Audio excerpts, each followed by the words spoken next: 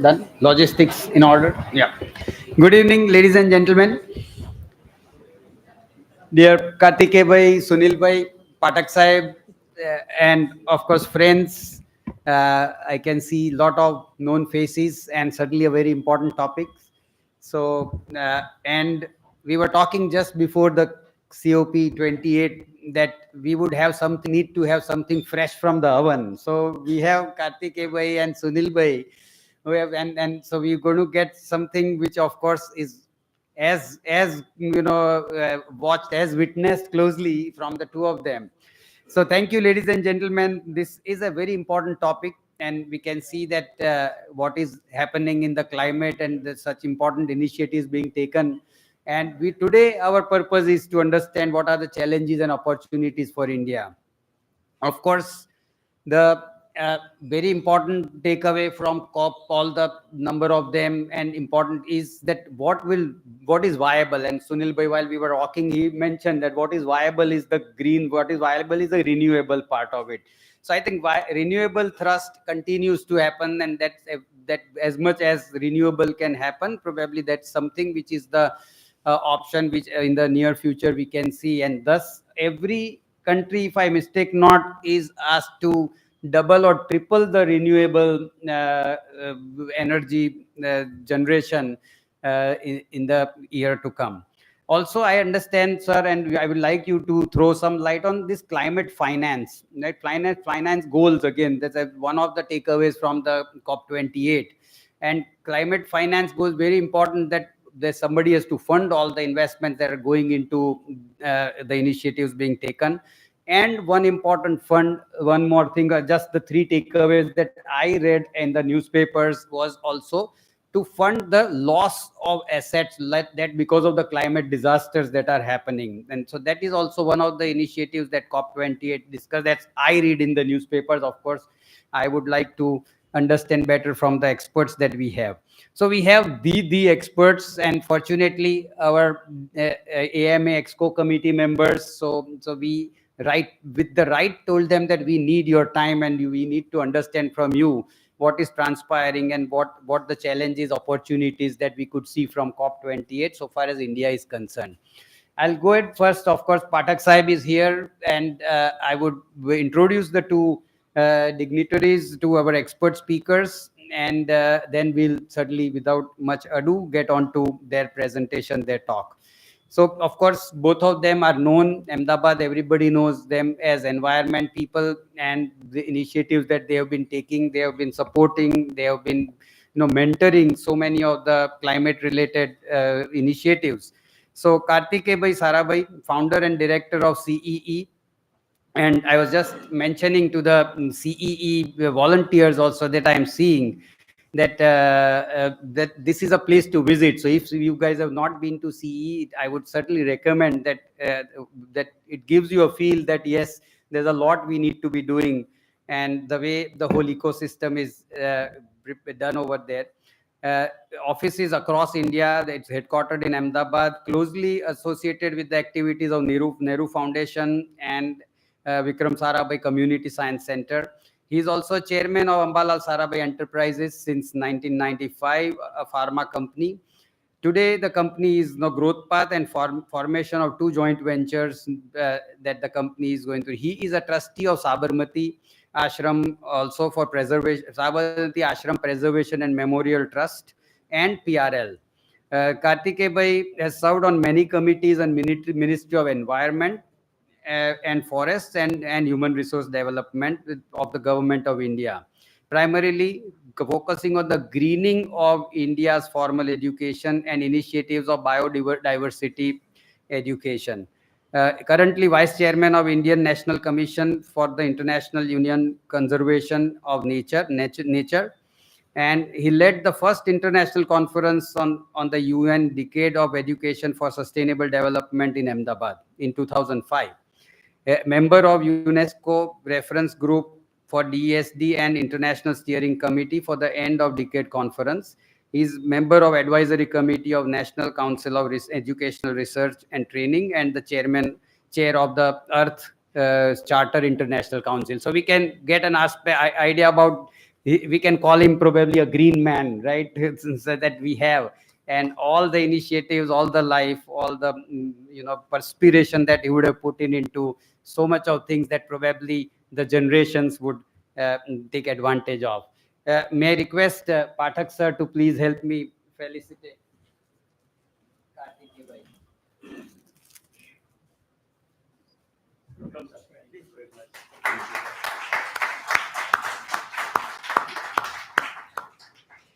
I'll introduce the other speaker also, so that we don't have any interval between for the introduction. Sunil bhai.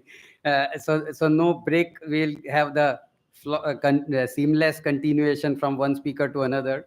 Dr. Sunil Parekh, and happy to mention Dr. Sunil Parekh. He's some advanced doctorate that he has got, and I'm trying to understand that's even more than a PhD.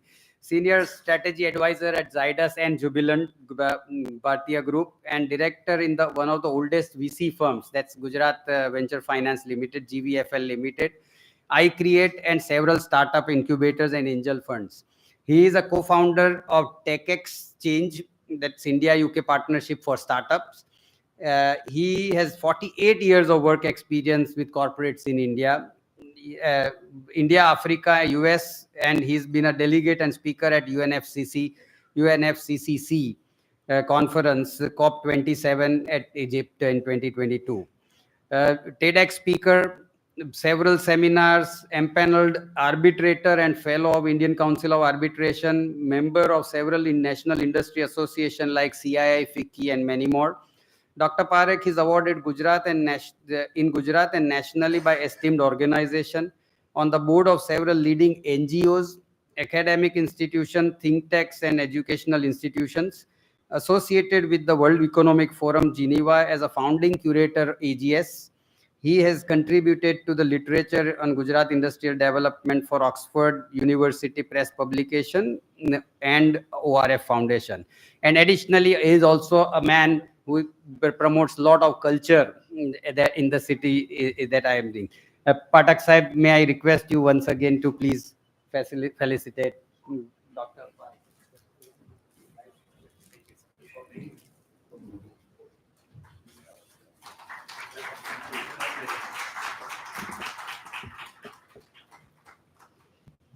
So over to the experts who would want to, okay, Kartikeya sir, and you want to be doing it from there, or I can change it also. Okay, fine. So then somebody will help put the slides, please. Put the slide on? Put on the first one. Full screen करना?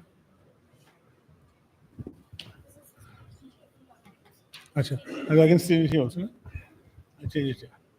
Thank you very much. Is this fine? You want me to? Dr. Sawant? No, it's absolutely fine. Fine. It's absolutely fine. Thank you very much. Just before COP, when we were sitting in the Governing Council meeting, we felt it is critical that our members really understand fully what is going on in the climate change. We read a lot about it today. I think the word is known by, a very wide number of people that something is up there. There is confusion whether the ozone hole and the climate change is the same. And if you ask a lot of people, they will confuse the two. Something has to be done is also known. But where are we? Why are these people spending 2 whole weeks, thousands of people negotiating? What is this negotiation? What is happening? And it was very critical. And I think Sunil Bhai did one last year as well. And I think it is important as we go along that all our members really understand this process, because what needs to be done is very much an issue not only of us as citizens, but also us as industrialists, as business people, as city planners, and everything else. So I'm going to start here. Sunil Bhai will take over and tell us what happened at the COP, and then I'm going to say a few words at the end of that. So first, I think we just need to understand that the temperature rise which we are seeing, the Copernicus Climate Agency service, which measures this, has seen that this year has been perhaps the hottest year in this planet's history since we measured it. It goes up and down, as you can see in the chart, but the trend is very clear how it is going up. And if you see from since about 1960, it's just a continuous state going up. Now, we will argue that so what? You're talking and arguing about 1 degree, 1.5 degrees. That is the difference between morning and evening. It is the difference between summer and winter. So why is it so important? And when we go to talk to children, I ask them in the class that can you go to school when it's very hot or very cold? And they'll say, yes, of course we can go. Then I say, let's say your body temperature goes up by 1 degree. Can you go to school? So of course everyone raises their hand saying, I'm sorry, we can't. So there's a difference between a systemic change in temperature and an external change in temperature. And it's important to know that.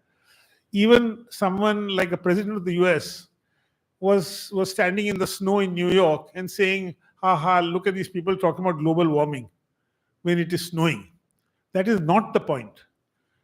It's not the point that in one stage, and therefore we use nowadays more climate change rather than global warming. And the reason is that it is leading to extreme temperatures.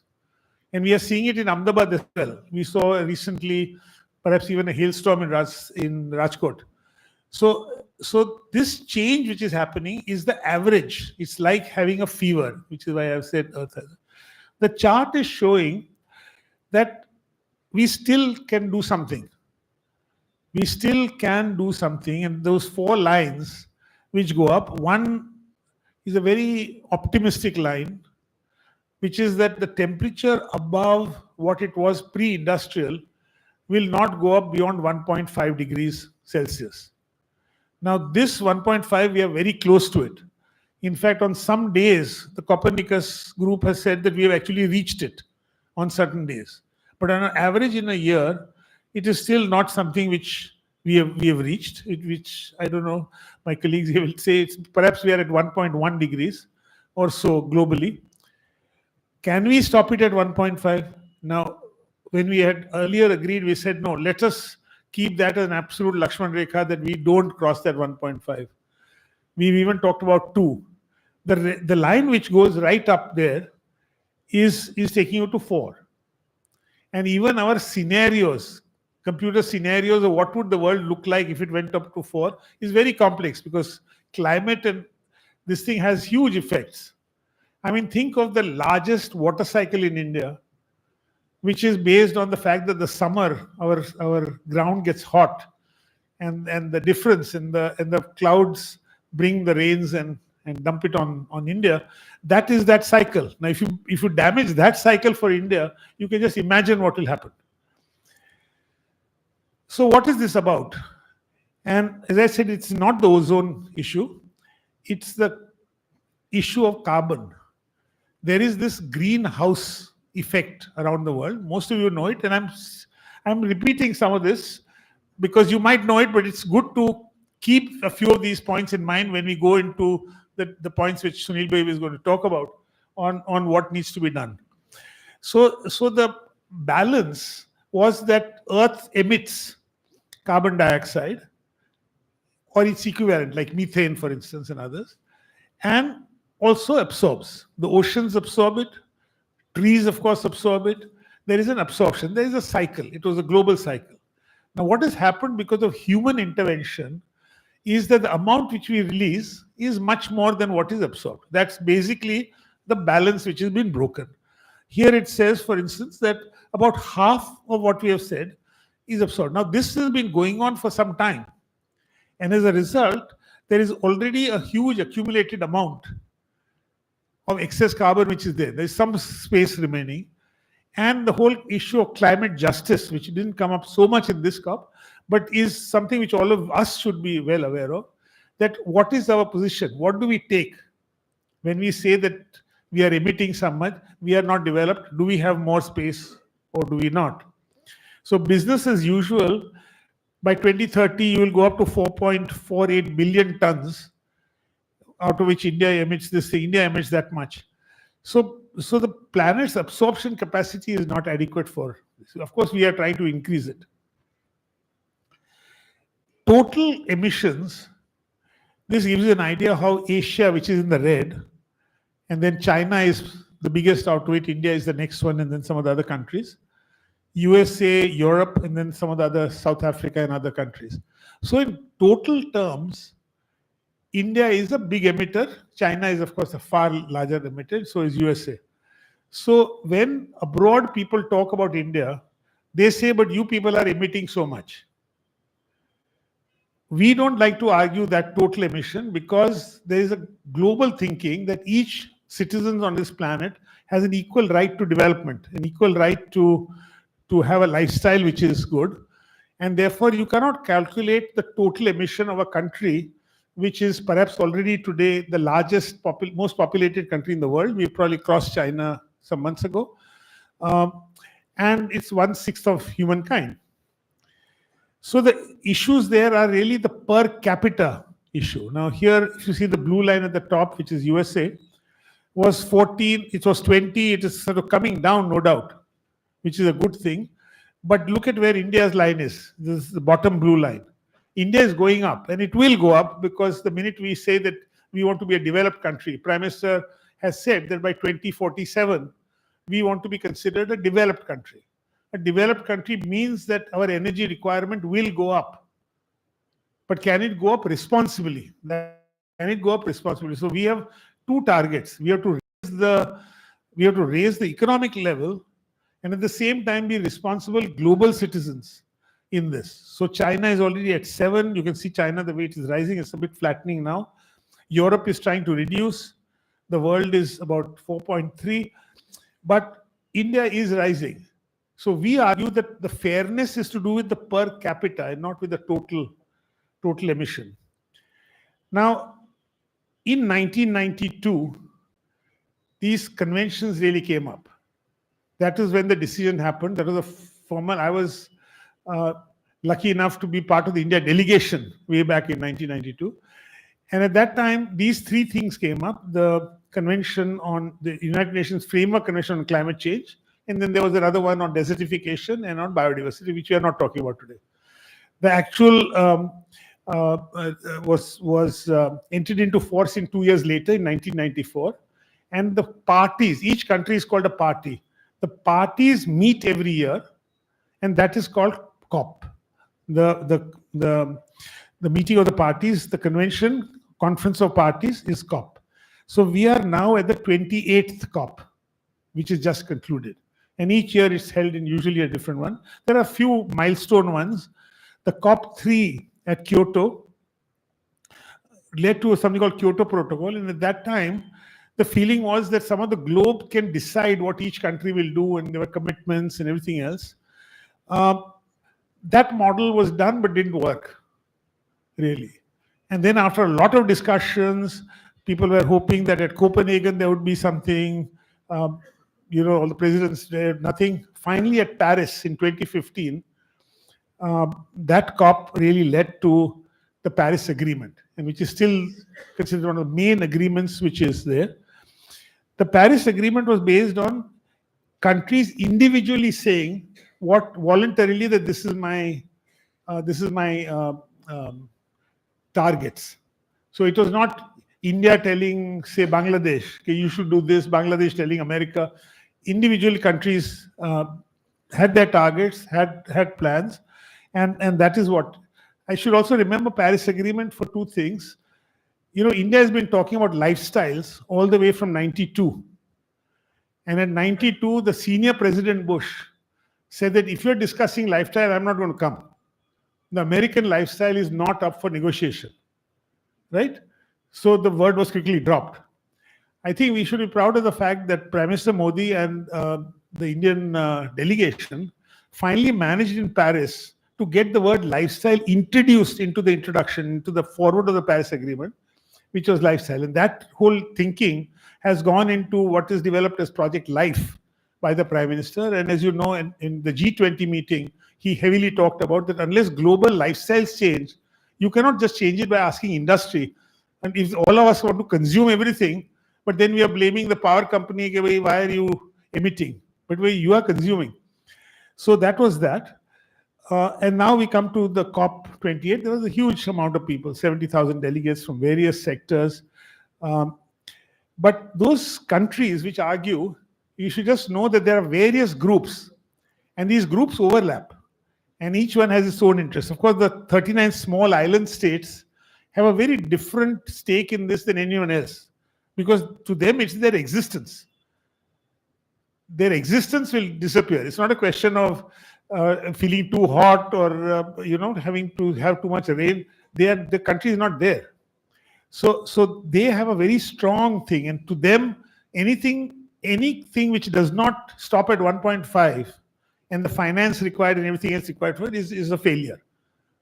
But there are many other unions. There's G77, which are the developing countries plus China. There's the African Union. There's, of course, EU. There's, of course, OPEC, which is the petroleum. And there are something like 28 different groupings. So they have their side meetings also. So here there were key negotiations. Broadly, they decide what the negotiations are every year. So one was on the energy package. On adaptation. Now, what is adaptation? Adaptation means that climate change is going to happen. Whether we like it or not, for the next, it will going to go worse before it gets better. So how do we protect ourselves? How does the country adapt itself? The loss and damage funding. What about the countries which have already suffered? And the global stock take of where we are. So I'm going to stop here. And Sunil is really taking the story now from what COP does and how you go further. Sunil. Thank you.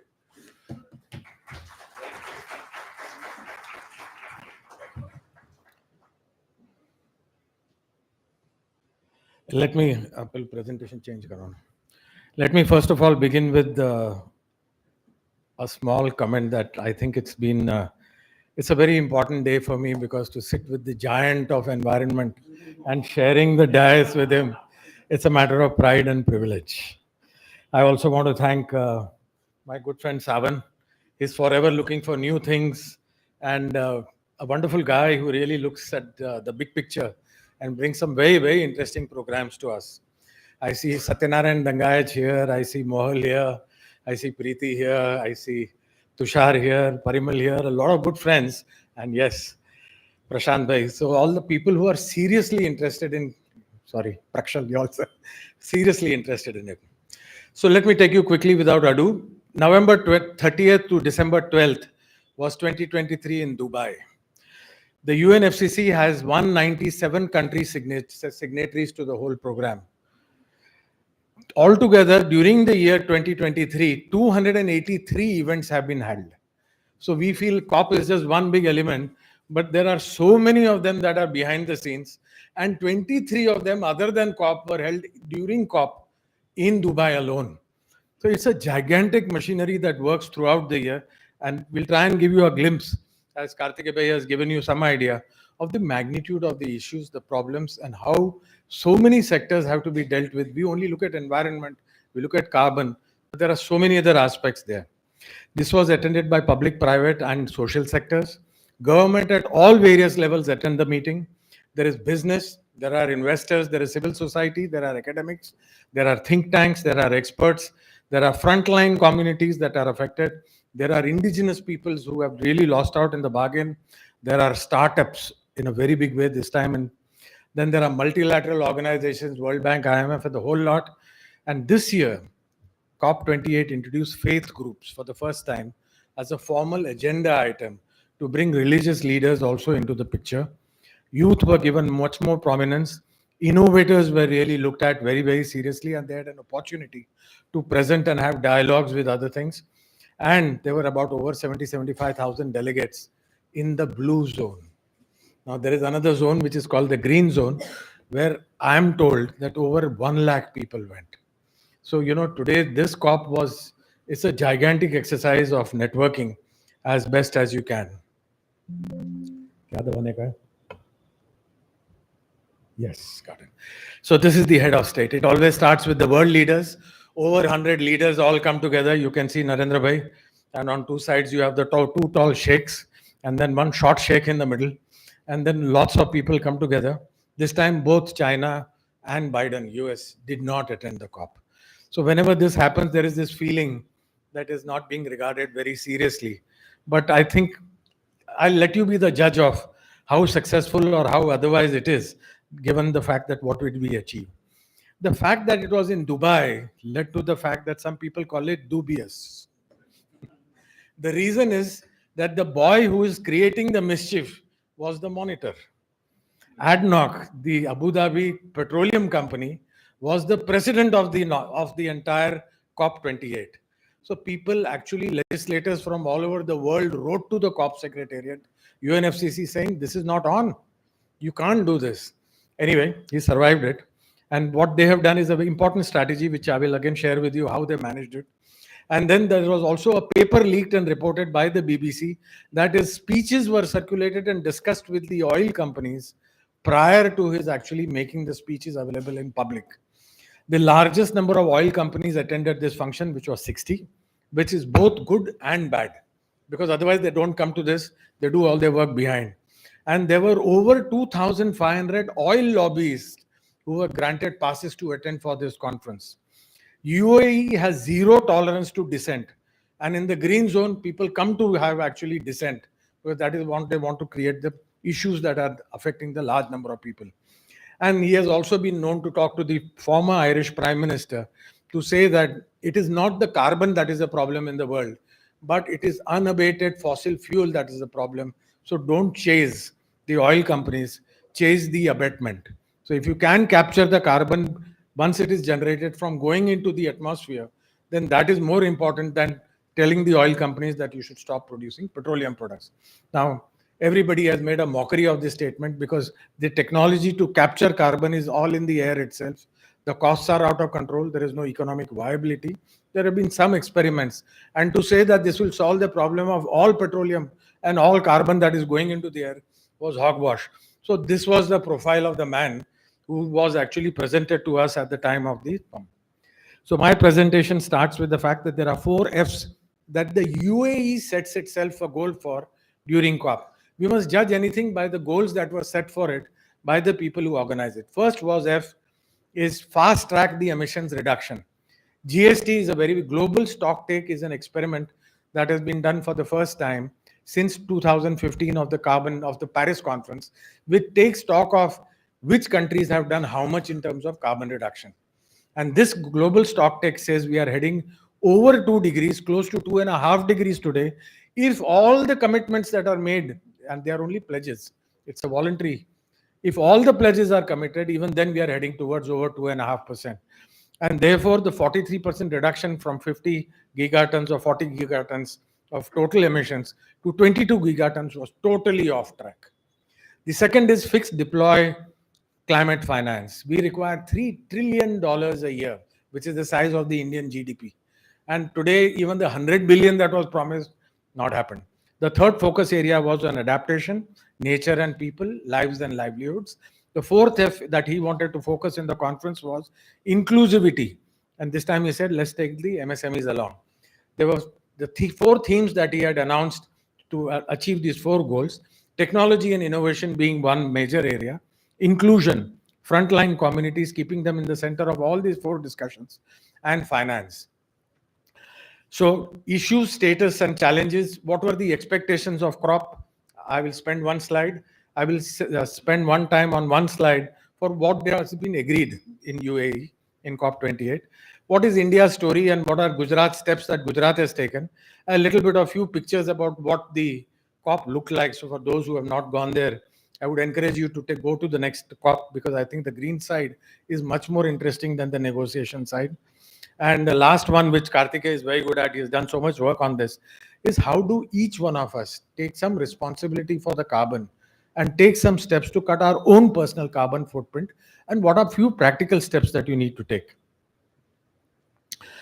As he mentioned, the world is emitting 50 billion tons. There are 2 figures here, 38 and 51. I go with the 51 because it is by the UNFCCC, of carbon dioxide equivalent per year. 300 billion tons of carbon is already in the atmosphere. So every time we put 50 and you put 7 years gap from 2023 to 2030, in another 7 years, we'll put another 300 billion tons, the graph that he mentioned. And that absorption capacity is not there. And that is the reason 7 years target or 2030 was taken based on this logic, that we really need to work hard at it. India emits 2.8 billion tons out of this 50, which is equivalent to 5.6 tons percentage. And if India does no other thing and continues to grow the way it is with fossil fuels, this 2.88 will become 4.48. The world needs to come down to 18 billion tons of carbon per year from 51 billion tons by 2030. This is the only way of ensuring that we do not exceed 1.5 degrees as an average. Today, as Kartikeya mentioned, we have, in some places, 6-7 days in this year, we have touched 2 degrees in some places. So this is a reality that we really need to take care of. And if you take the average of 18 billion tons and divide it by the population of the world, in 2030, we should have a cap of 2.25 tons of carbon dioxide per person in the world. Now, India is at 2.8 already, as against the goal of 2 to 2.25, and we still have a long journey to continue to grow because of economic development. As you mentioned, USA is 10 tons per capita, China is 9 tons per capita, EU has come down to 4 tons per capita, UK is 3 tons per capita, India is about 2 tons, but the world average is 6, and we are 1/3 of the world average as India. Now, where does this emission come from? The world estimates that 31% of the manufacturing contributes to the total amount, 27 is electricity. So these two together is almost 60% of the total emissions. In India, it is manufacturing that is 27%, and electricity, which is much larger, is 57%. And therefore, these two together account for 85% of the total emissions. What was that? This slide, one slide is on what did we expect from COP?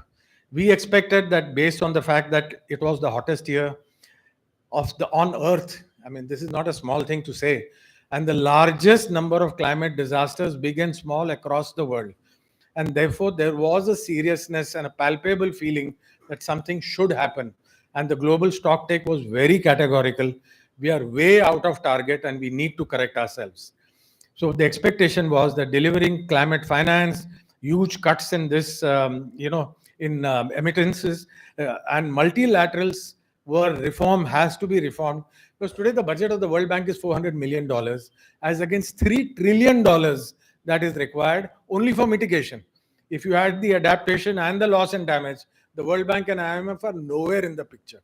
So how the hell are we going to get large amount of public finance to do this? The other big story that we were looking forward to, which gives a source of money for developing countries, to do carbon trading. So if we cut down our carbon in India, or you set up a large garden, or you start greening Ahmedabad, you can then, under the carbon trading rules, get good amount of dollars from abroad, which can then fund a lot of things. On this aspect, the West has dragged its feet, pushed us into all kinds of procedural elements, and the agreement did not emerge, and they pushed it for the next 2 COPs to happen. The big story, according to me, which we have missed, is the removal of subsidies on petroleum. This is close to $400 to $500 billion, which is $500 billion. You make petroleum products more expensive, then it makes common sense that you generate money for the development work, loss and damage, and cut down the consumption of what is causing you the pollution. No decision. Taxing of fossil fuels and subsidies both have been a very big neglect areas, big sources of finance, and taking us on the right path. Building resilience to increasingly severe, so the loss and damage fund and the adaptation fund, and 39 small countries which have issues of survival, and big technology innovations are required to achieve what the technologies that are there are totally 12 technologies that are required to transform Earth and take it on the path of saving the planet. Out of this, methane reduction technologies, carbon capture and storage, battery storage, green hydrogen, nuclear and solar are some major ones where we expected major breakthroughs and incentives to be announced. And so this was the expectation. Now, what happened actually? On GST mitigation, every 5 years we have to submit the report. The next GST report will come 5 years from now. So up to 2028, we will take stock. For the first time, the good part is that up to now, they've been only wanting to talk coal. Coal is important for the developing countries. We can't give up coal. We depend on coal. The West is saying that, go down on coal first because it's a dirtier fuel. India and the developing countries are saying that if you want to go down, then go down, take down all fossil fuels. and just not coal alone. But that is against the interests of the West. So this was a sore point in various negotiations that we've seen for many years. But this time, the oil company, the oil magnate, actually managed to get away with a word called transition away from fossil fuels. So it is not phase down, it is not phase out, it is transition away. So India has regarded this as something that meets its requirement of wanting to rise up in coal consumption till 2025 and then drop it by 40% going to 2030. But otherwise, if this phrase was not there, then we were not going to be allowed for any more coal expansion of coal plants. So China, Saudi Arabia, Russia, India were very happy with this whole arrangement, and so were the oil companies, because phasing away, transition away, is something that leaves the room for everybody to chart their own program in terms of how do they want to achieve the final goal by 2030, by going up and down, going straight down sharply, or going gradually down. The second big agreement that took place is that the world will go, and there was a commitment, a declaration, that the nuclear power in the world by 2050, this is not by 2030, by 2050 will go 3 times higher. The world produces roughly 370 gigawatts of nuclear power today, and by 2050 we should have about 1000 gigawatts. The reduction of methane by 100 countries was signed. I think it was 112 actually. Oil companies were included, and this was a big thing. It's a low-hanging fruit. The sources of methane are to agriculture and oil companies. The oil part of the company, there was a declaration on that. Then another 120 countries have said they have agreed to triple their renewable energy by 2030. Now, this is a big step and is a major step in this direction. And the last one was countries also agreed to double their energy efficiency. Now, I want to cite an example to you. The EU roughly has a turnover of 13 trillion GDP, but they consume less amount of carbon than India, which is only 3.5 trillion tons. So the intensity of energy intensity of GDP is 4 times higher in India than it is in EU. And this is what is meant by the energy efficiency. How much energy do you require for the kind of course, you could be in manufacturing, agriculture, or services. It makes a difference as to how much carbon you will consume. But the intensity, India has committed itself to reduction by 45%.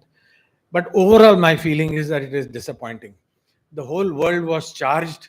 GST showed that we are way out of line. It was the hottest year on earth.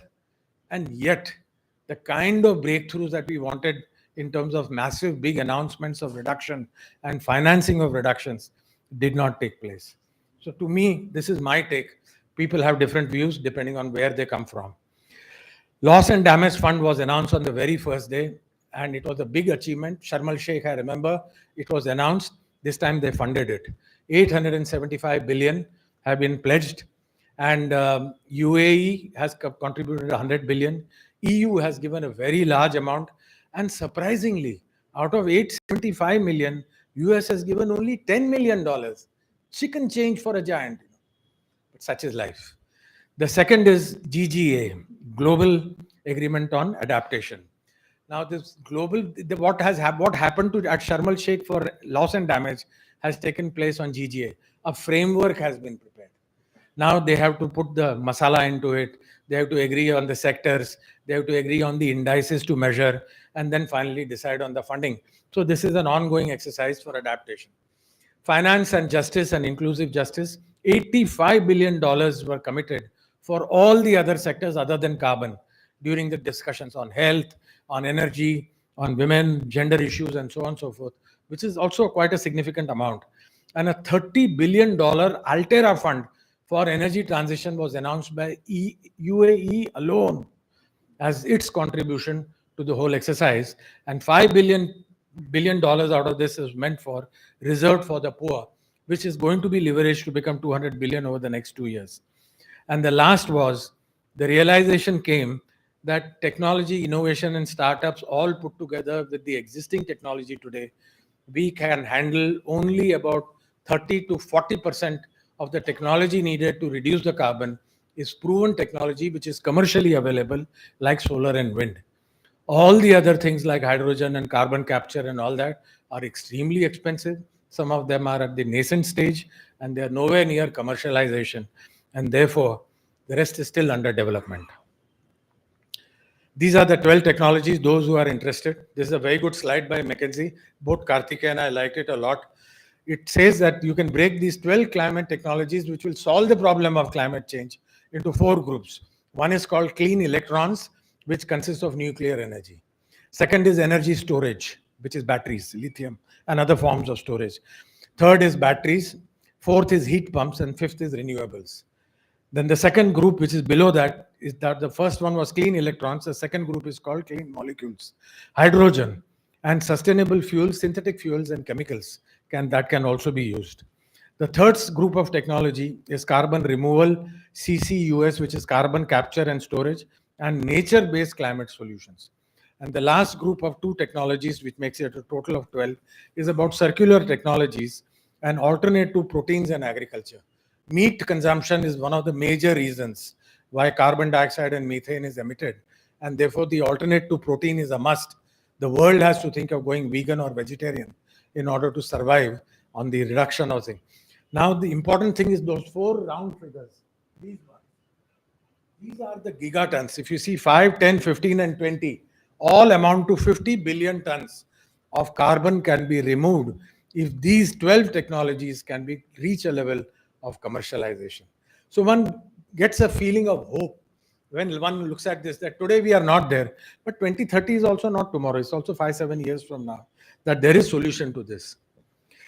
The India story. This is a document that all of you must read. Get a copy. It's on the website. It is India's long-term low-carbon development strategy. It covers all the sectors: industries, trading, manufacturing, transport, then housing, urban heating, cooling, and electricity generation. All of them, there is a 7-year agenda in this that you must have a look at in order to know what are the changes that are likely to hit you into your businesses. India has committed 2070 as a net zero date, 20 years after the big boys have done, the people responsible for the pollution. By 2030, India has committed that 50% of our total installed capacity of electricity will be from renewables. So let me give you the figure.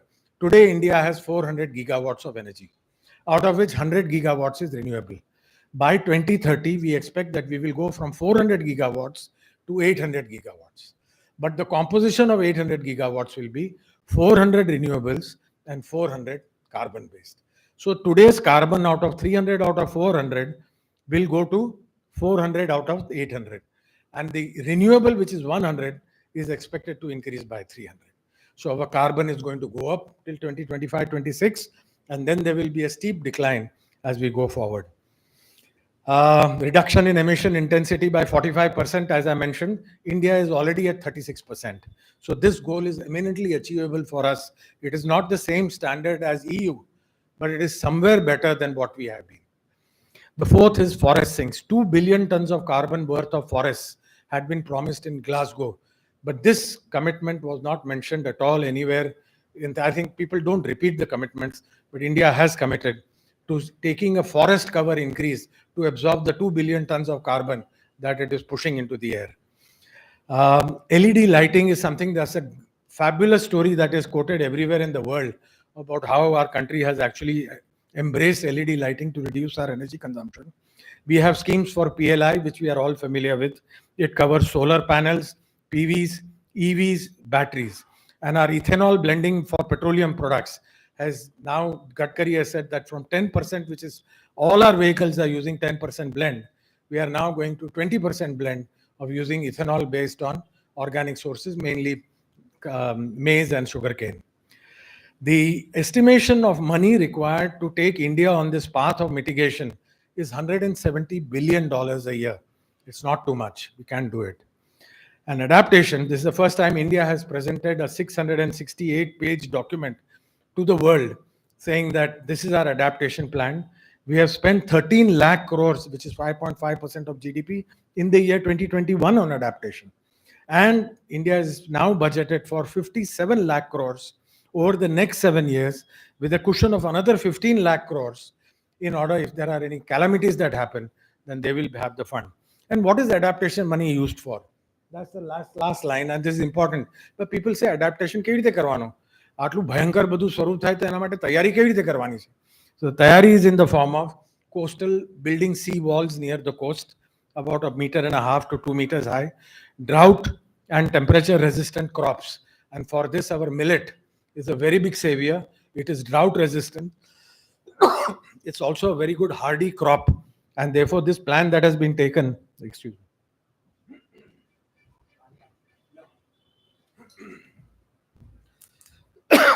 Sorry.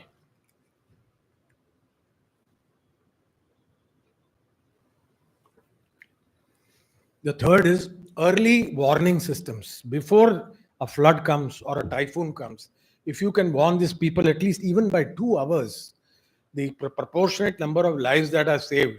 So this is where the money is going to go for. Then disaster resistant infrastructure. And 2 areas have been identified for flooding: airports and power stations, and railway lines, where if there is flooding also, this money will be used to make sure that the water keeps going out so that it doesn't lead to problems. There are lots of other alliances, lots of other announcements. You remember India has the World's Indian Solar Alliance in Gurgaon in Delhi. No, sorry, Noida. And Coalition for Disaster Resistant Infrastructure, CDRI, is another organization that we have given support to. Global Biofuels Alliance, Leadership Group for Industry Transition, LIFE, which Karthikeya Bhai mentioned. Then NDCs, which are nationally determined contributions which each country has to make as to how they are going to reach, and the long-term carbon development strategy that I talked about. India's own nuclear program is that we are at 7 and we will triple it by 2022, by 222 gigawatts from 7 3 times, but not by 2050, by 2032. And the new design that they have approved is quite interesting in many ways. India's rise in country, India did not agree new green credit. I think India announced a new program. The Prime Minister of India announced a new program called Green Credit. I have not been able to understand it fully. I don't see much difference between green credit and carbon credit. If someone understands this, please educate me, because I have not been able to find what is the improvement over that this program is suggesting. And India is getting 50,000 electric buses in its streets by 2027 with the help of US. I'm happy to say Shweta, who is here, was in that meeting where this 50,000 bus happened. So thank you for getting us 50,000 buses, Shweta.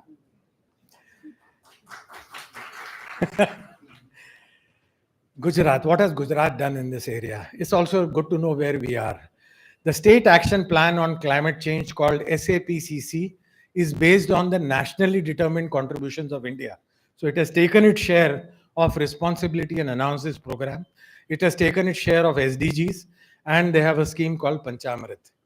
9 theme areas have been selected under the action plan. They are agriculture, water, health, forest, biodiversity, sea level rise, coastal infrastructure, energy efficiency and renewables, urban development, vulnerable communities, and green jobs. Good thing is they've also started budgeting for it. So 9,000 crores have been budgeted, 19 departments are there, and I think CE will surely be, as a watchdog on this agency, will keep a track as to how this money is being spent wisely and quickly or otherwise. The Gujarat University has a Center of Excellence on Climate Change, and there are partners of UNICEF, GIZ from Germany, and ICLEI. The Government of India sanctioned the National Adaptation Fund, NAFCC, for Gujarat to GIR Foundation, covering the areas of water security, livelihood, and ecosystem restoration. Then there are several blah, blah, blahs. And then India has been ranked first in India in climate index by Niti Aayog in 2022. So this is just to give you a few photographs. This is the conference, COP28. This is the 2-week schedule. On every day, there is a topic where everybody, while lots of meetings are going on, that day is declared as the meeting and lots of actions are taken. And you will see here things like health, relief, recovery, peace, finance and transition, trade, energy and industry. 7th day was a day of rest. Then youth, children, education, so on and so forth. And each of this have announced their own programs and own financial commitments, which has nothing to do with the main COP28. The $85 billion that I talked about has come from all these headings and all these initiatives from different parts of the world in under each of these headings. The structure, governing and subsidy bodies besides COP28. Are you going to do it or should I do it? You're going to do it or should I do it? I do. Please let me know when you want to come. COP28 is only one that became very famous, but simultaneously to COP28, there are two other bodies that this UNFCCC Secretariat has created. One is CMP 15 and the other is CMA 5. One is for the Paris Agreement, the other is for the Kyoto. The two that Karthika mentioned were very, very formative agreements. Then there are two permanent subsidiary bodies called SBSTA and the SBI, which assist the governing bodies. And the Bureau of the COP, the CMP and the CMA supports all the activities of all these groups. And as I told you, they had 230 meetings this year. And this is what happens there. The country groupings he has already talked about. This is the blue zone and the green zone. Green is for the green guys, not official guys. The official guys are the blue guys. They sit and negotiate. But friends, let me tell you, if you go to COP next year, don't go to the government side. Go to the private side, the green side. It is free for all. It's extremely interesting. This time from Gujarat, I know of about 17 youngsters under the age of 30-35 had gone, and they've really come back enjoying themselves, having built a lot of networks, a lot of fellow beings who are interested in the same subjects and globally connected in this respect. This is what it looked like in the blue zone and the green zone. This is the sustainability pavilion at Dubai Expo. Very beautiful. This is the entrance where you enter the whole place and then get lost. And this is the wonderful dome. And UAE is also a master builder. They do lots of good things. I think this was the same dome that they had used when they had launched that big expo last year, So now I will stop here and invite Karthikeya. I've done it at the right time, no? Yeah.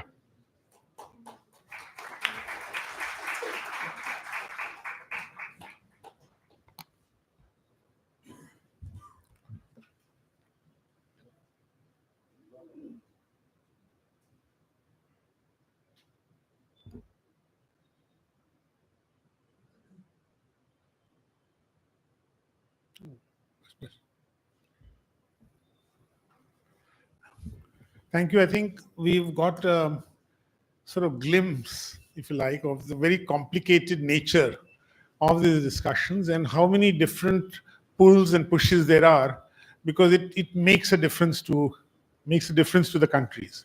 And it's in all these different aspects. But I think, as Sunil Bhai mentioned, that while there is in some sense, a good amount of progress, it is not sufficient for what the target is. And I think that message, everyone came to COP has it. And we don't see where this leadership is going to come from, which will do this. The German Watch, which is a German NGO, along with CAN and the New Climate Institute, does what is called a climate change performance index. Now, you heard already that governments do their assessment, but this is an independent assessment. And my colleague, Rixa, just get up, Rixa, so people can see you. So Rixa is part of this group. And they do this assessment. What do they do it based on? That the greenhouse gas emissions, 40%, renewable energy, 20%, energy use, and climate policy. And based on that, they've looked at every country and have assessed it. And on the 8th of December, which Sunil Bhai showed us the different days, 8th of December was also the education day. And so a lot of the educational activities and what you need to do for the future are discussed there. What was really wonderful to see is that India is one of the only large country among the top 10 which have met the performance. So I think it's incredible that should happen. It was actually ranked 8th last year. It's gone up to 7th. But 7th is a bit misleading because Rixa will tell us, but I think 1, 2, and 3 is not there. So it is 7th because nobody has got the 1, 2, and 3 prizes. So you start with 4, 5. Yeah, starts with 4. And you can just see this map where you see India is one of the only large green countries. Of course, there is Denmark and Philippines, which are a little better than us and Estonia. So I think we must realize that this is possible. I think the reason to say is that when a country's leadership says that we have two goals, we have on the one hand a goal 2047, 100 years of India, we want to be a developed country. We want to rapidly develop, and therefore we cannot agree on immediately cutting carbon. As he says, from 300 to 400, we will go in carbon, but not 300 to 800. The 400 will be the 3 times faster we will go on renewables from 100 to 400 compared to this. So the whole emphasis, but we are being realistic also. We don't want to go and promise something which we can't do. And here, one of the problems the globe faces is that people make commitments which they don't follow. And there is no power on earth today, because the superpowers don't agree, that can enforce anything. You see, as long as small countries break rules, you can always catch them. But when Russia, America, and these people don't do it, who is there to say? So this was a wonderful thing, and it was presented by them. And they also every year, every day, I suppose, say which is the country which is not doing well, because there's a watchdog outside of government, and they sit in the blue zone itself, the government zone, and do this. Now, Surilbhai already said about India, but I think it is worth re-emphasizing. 2070 is our net zero goal. The globally wanted 2050, but we have set for a developing country, 2070 is actually not that, it's not that far away. 2030 is this 50% electricity, which he also again he mentioned, the 800, 400, and 400. Reduction in emission intensity, and it's a repeat of what some of the things he said on that, but it's worth remembering what that is. That is, for every GDP increase which you do, how much more carbon, how much more electricity do you need to do it? It shows that are you going on a different path. And of course, the forest sinks, and this links to Ahmedabad itself, which, as you know, wants to be 15% green compared to the 10% we have. And at CE, we've got a campaign to help private properties, schools, colleges, industry to go green. And the 5 points which the Prime Minister has said, the Panchamrit, as it's called, non-fossil fuel energy, reducing it, renewable energy, carbon emissions to reduce economy, and the net zero. So Surilbhai said that as we end today, we have heard what COP does. But it's not only, we should look at what we do. He's mentioned about eat a plant-based diet. In fact, people who are not vegetarians, they say that, okay, if you're eating 7 days a week, eat non-veg 2 days a week, 1 day a week. Reduce it. Reduce energy consumption. Reduce water usage. We can measure each one of this. Reduce transport, reduce waste, reduce renewable energy. And that big foot there is what is called the footprint. It's a measure of how much you tread on the planet, what citizens can do, and what associations and universities can do. And we are working with several universities just now to see that they can do a lot. Actually, you can do a lot in neighborhoods, and you can do a lot inside your campus, reducing your own carbon footprint. Star rating, for instance, has been a great success. You go to a white goods manufacturer and say, whenever I go, I ask, does the consumer ask for the rating? And the answer is yes, because there you've been able to align a national interest with a local interest, because people realize that the electricity consumption is less. In cars today, the way electric cars are coming into Ahmedabad, you see continuously now. You see them. I've got one recently, a small one, but it is so good that it makes you show that. But then my grandson asked me that where is that electricity coming from? And so I said, yes, Kavan, it's coming from a coal-based plant. So we must understand that electric cars and electric vehicles is the first step. Once you have that system, and on the other hand, you are changing the electricity production, then it makes sense. But it's a chicken and egg problem.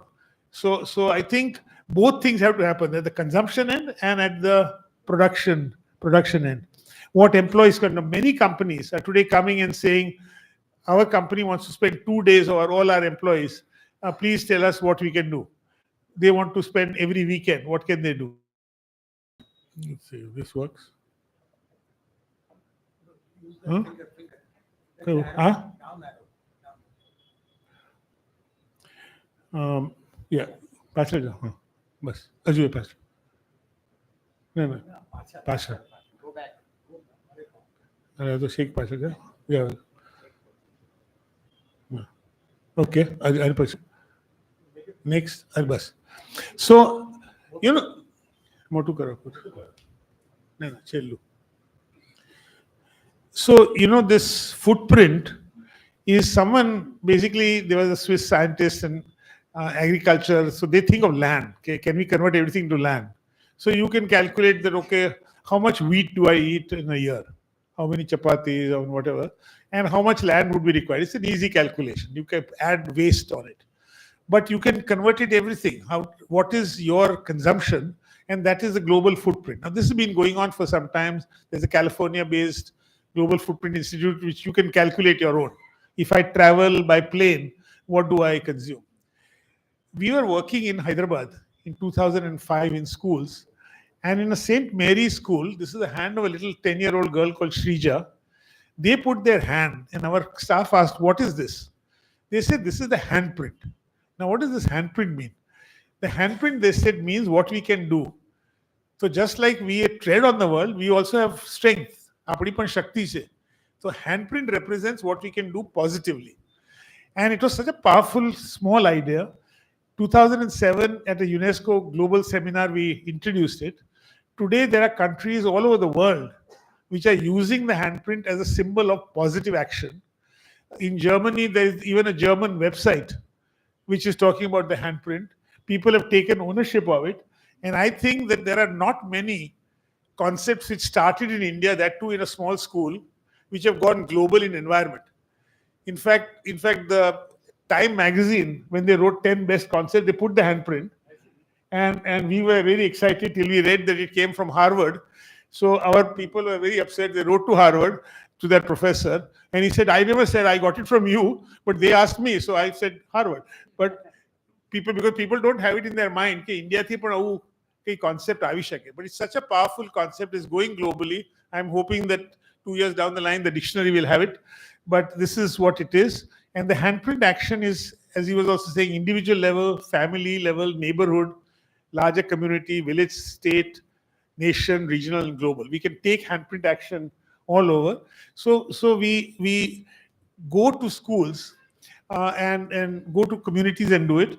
I should say that 2 reports I want to just mention, that UNESCO asked us to look at the status of climate change education in India.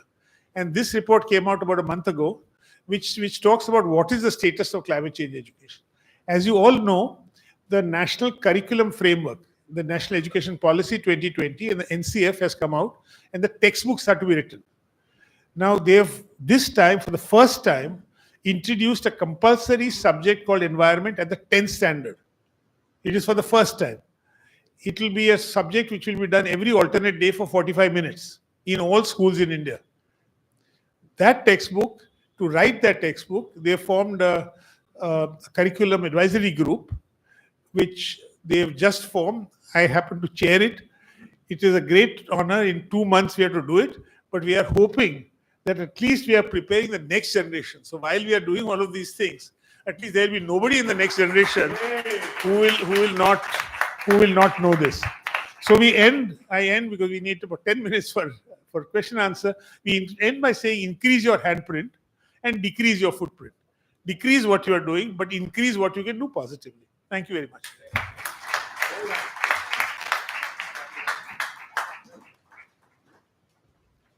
We can have some question answers if there are any questions. Yes, please, sir. I want to know something about the carbon tax, which is now a topic in England already. By 2027, they put.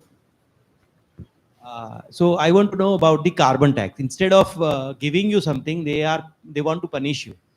And EU already has told this, and now Britain has also told this.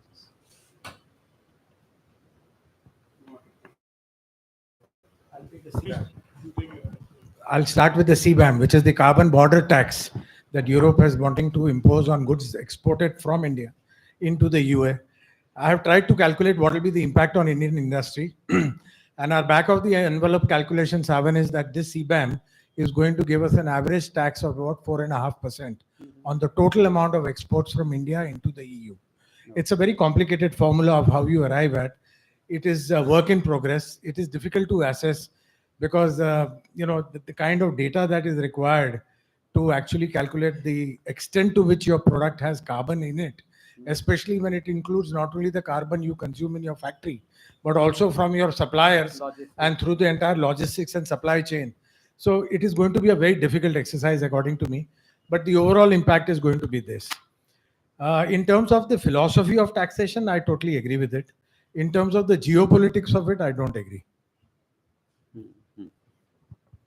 And this incentive versus a penalty, this is a continuous debate on which one works. And perhaps you need to do both. But one of the things I think Sunil Bhai mentioned in his talk, that we were giving subsidies. The oil subsidy he spoke about. It's a huge amount. So I think on the one hand, governments have to stop subsidizing things. When we go out and talk about fertilizers and other things for organic, people say, but chemical में तो ये subsidy मिल रही है, तो आप कैसे बोल रहे हैं कि ये ठीक है? So I think climate change and environment therefore is not a separate subject. It goes into all our policies, and all our policies need to be seen with that lens. And maybe with AMA we can take sector wise. This is what we were talking. That maybe sector wise discussion, very specific. Yeah. Yes, please. This is for Karthikeya, sir. Sir, you mentioned something about your electric car, right? That you had purchased one recently. So nowadays, many people are purchasing electric vehicles, but at source, people say that it pollutes more than the average petrol or diesel car, just because Ahmedabad gets its power from Torrent, the Torrent power plant, which is coal-fired. And the same is true for trains. Some people nowadays, electrification is going on full progress. That is, most of the routes have been electrified. You hardly see any diesel trains running. And steam had been phased out long back. It's been many years, many decades actually. So, but actually these electric trains or electric cars end up polluting more than the diesel ones indirectly. So what is your take on that, and how can we convince people to purchase electric vehicles more, as they are a bit more Brief. Yeah, Got it. We'll Please. take a few questions and then we'll answer them. Yeah. So let's The lady next to you. Let's take 3-4 questions. And we'll Hello. Yeah. It was nice to hear both of you more in detail on part. But I just wanted to know for COP28, was there any discussion on waste to energy? Because that's a major thing we need to work on, it waste to energy. And this energy can't be restricted to only the biogas or electricity or to syngas. Now some technologies have come up where we are working on it is on hydrogen. So was there any discussion on that thing, or some good technology coming out where we can convert the waste into energy? So we'll be very keen to work on that let's thing. take 3 Thank you. questions. Yeah. Gentleman here, please. Give Can the I pass? microphone. Yeah, please. Yeah, good evening, sir. What is your personal belief on this EV10 to EV20 ethanol blending? Ethanol blending from 10% to 20%. Won't it create more pollution? Because evaporative emissions of the ethanol in the tank will lead to more ground level ozone and smog. Any other? One more question, maybe. Yeah, there is a huge climate finance requirement. So almost $3 trillion, as you say. So, and I don't see much discussion on that. People are clueless, how that $3 trillion are going to come. So how do you see what would be the basics in place which will make sure that we will reach that stage?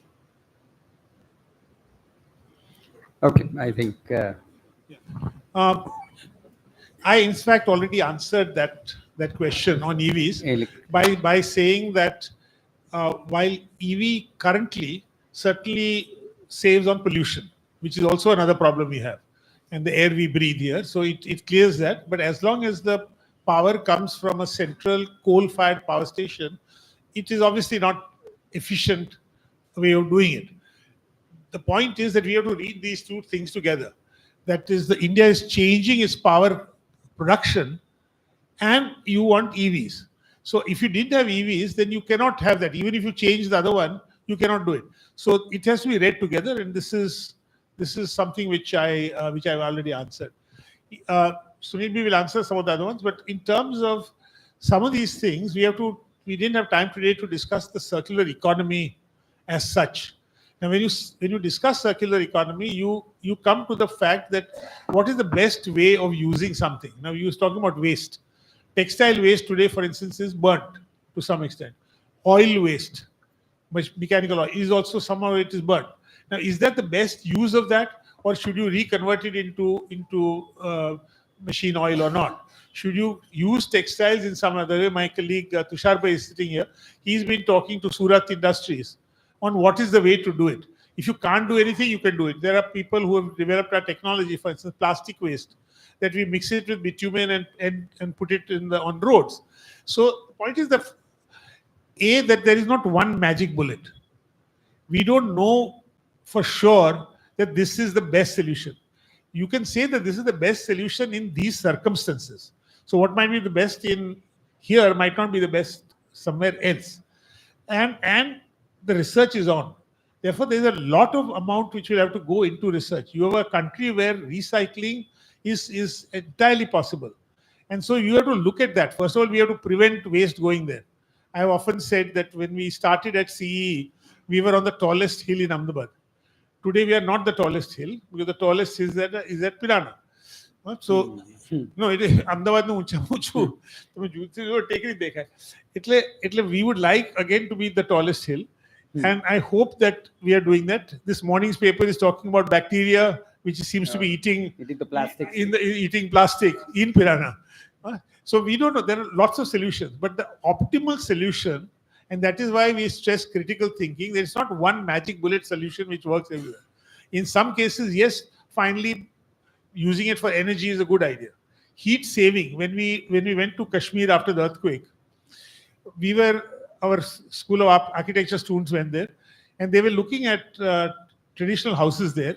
So below the living room, there's a big room where the goats and sheep are kept. So our Ahmedabad people didn't know. So they said, why is this? They said, so that the heat of the goats and sheep doesn't go waste, and it actually keeps our living room warm. Now that is traditional wisdom for you, but just think how this is. So it's it's not a single line solution. Sorry. So, Binita, to answer your question about the wealth from waste, we call it WOW, wealth out of waste, WOW. So the WOW projects were mostly in the green zones, where there are lots of people who come out with technologies. They don't form any, there is no negotiation on this. There is no declaration by countries on it. It's a national subject, not an international one.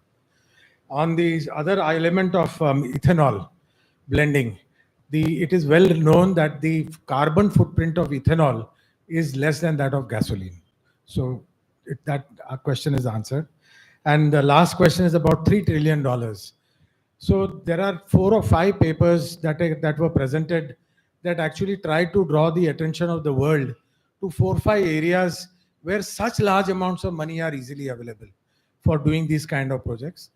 And the discussion has now shifted, which I thought was a major shift in all the COP27s that we have seen and COP28. This is my view, that instead of talking about the North and the South dialogue, the rich not paying the poor, the rich being responsible and not keeping the responsibility towards the poor, I think the whole dialogue this time I found was there was a much deeper understanding in the West about the genuine problems of the South.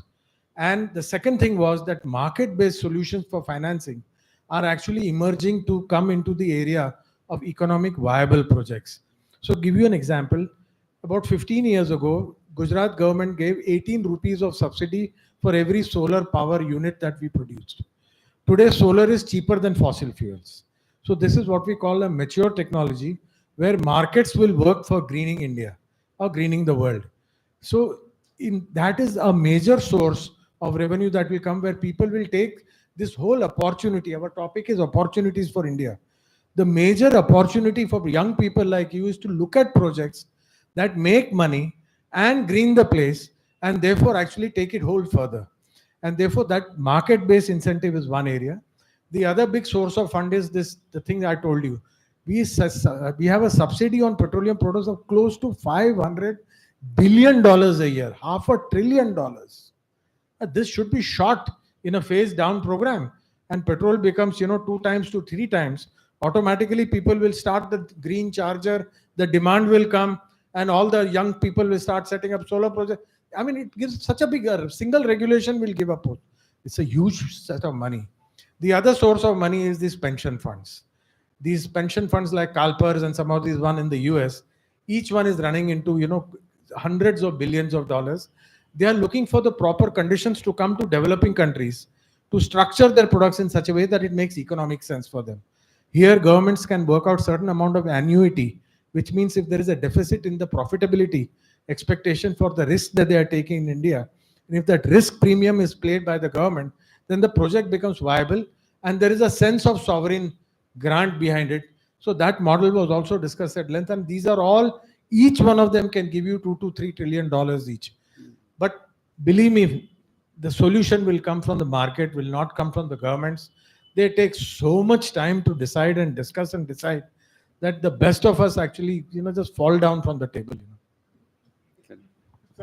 Small comment that we must also realize, we mentioned about the LED transformation. Now, the market forces work because LED prices also came down and everything else. But the Minister for Energy that time, he said that we are going to use India's clout, the fact that we are such a large nation with such a big demand, to force countries to say that you supply LEDs at this price. So the market forces had to be assisted by the correct government policies. And I think that we must understand. So while government cannot necessarily take its decision or driving it is on money, but it's the policies which they create, which will create the market forces, which in turn will create the change. And I think that connection is very important to say that. Okay. Thank you. Absolutely. I know there would be. Do you have questions or you feedback? Is this feedback? So that's fine. So important announcement. There's a feedback over here, the QR code, and request you to give the feedback for this particular session. Thank you. We can take the question offline, or maybe we can take one last question, sir. The one last question, please. Hello sir, क्या कोई ऐसा विकल्प है जिससे ये all over जो system है वो उस तरह का हो जाए कि जिससे बाय प्रोडक्ट में अभी जो एनवायरमेंटल इश्यूज खड़े हुए हैं वो उसमें बहुत मिनिमम हो, क्योंकि ये सारा इंटरकनेक्टेड है। Market, economical model, political model, education, सारा सोशल मॉडल भी वैसा है। ज्यादातर मार्केट में जो प्रोडक्ट्स है 10 से 20% तो ऐसी प्रोडक्ट है जो लोग भी बोलते हैं कि अनयूज्ड है, फिर भी पैदा हो रही है। उसके पीछे इलेक्ट्रिसिटी, ट्रांसफॉर्मेशन, सारा कुछ वेस्ट होता है। तो क्या इसको हम परमानेंटली रोक सके? ऐसी कोई थीम है या कोई ऐसा रिसर्च स्टेशन है जहां पे सिस्टम चेंज के लिए काम हो रहा हो, ऑल ओवर सिस्टम चेंज? ये जो बदलाव की बात है उसमें there are many forces which are acting. एक तो एजुकेशन करो, एक लॉज लाओ, प्लास्टिक बैग नहीं देनी है, वो लॉ आ गया, सिंगल यूज प्लास्टिक बैग नहीं देनी है। तो हमने दुकान में जाके बात किया, कहाँ है, क्या किया आपने? तो बोले हमने नीचे रख दिया है क्योंकि ये 15 दिन ये इंस्पेक्शन चलेगा, बाद में नहीं चलेगा। तो हमने अंदर नीचे रखा है। आप सोचिए कि हर रोज हम ट्रैफिक एक्सीडेंट की बात कर रहे हैं।